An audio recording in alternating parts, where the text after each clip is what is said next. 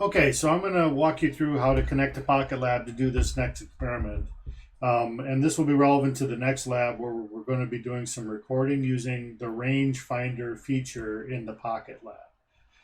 If there's any questions, make sure that you reach out to the instructor and get them answered for you. So I'm going to assume you've already connected to PocketLab, and you can either do this through your phone or through your computer. And so you will see a card that will ask you below to connect to PocketLab. So connect to a PocketLab. You can see that I have a device that's paired here. So I'm going to pair that device. I should be connecting.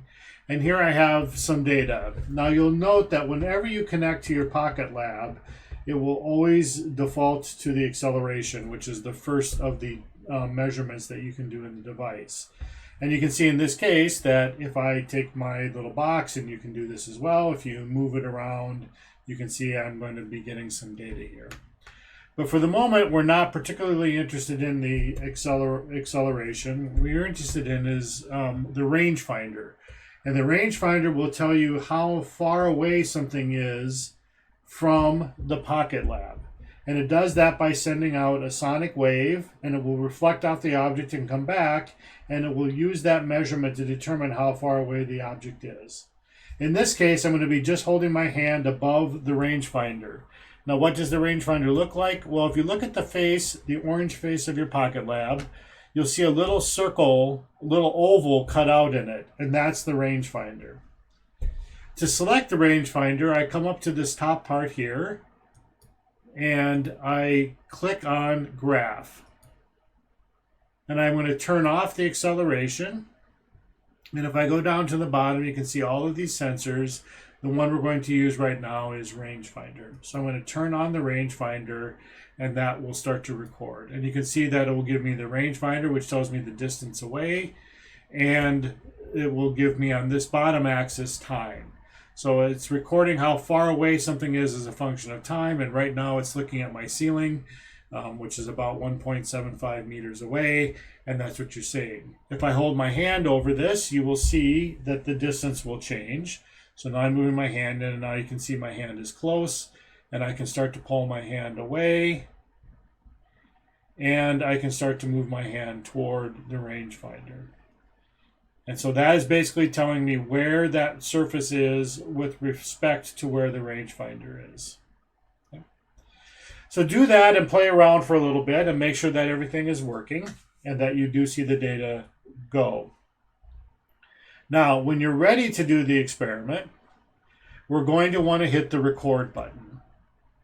So you hit record, and now you can see we're starting to record data.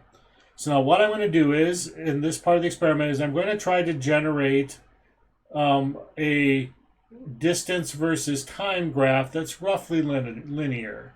And so there you can see I'm linear going in. So just pull your hand away as a steady rate.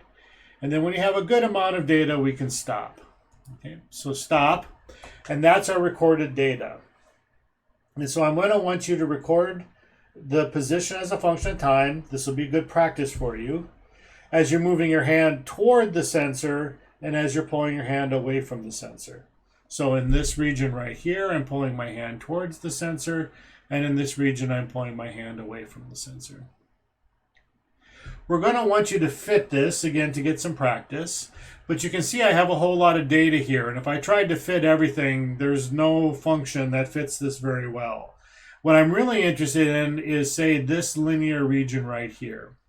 Now, the way you can do that is that if you click and hold your mouse where you want to start the data, and you can see as I pull to the right, I'm going to get this gray box.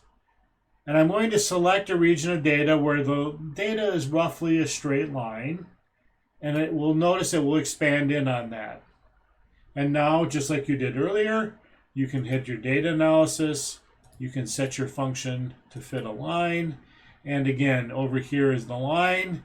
Notice that the slope, this first number, is negative, and that the intercept is positive. So it's intercepting up here, and it's negative.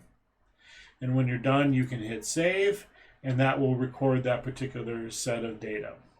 Do remember to write down your your slope and intercept, because you're going to record that for both regions. You're going to then do it again for the positive region and do the same thing.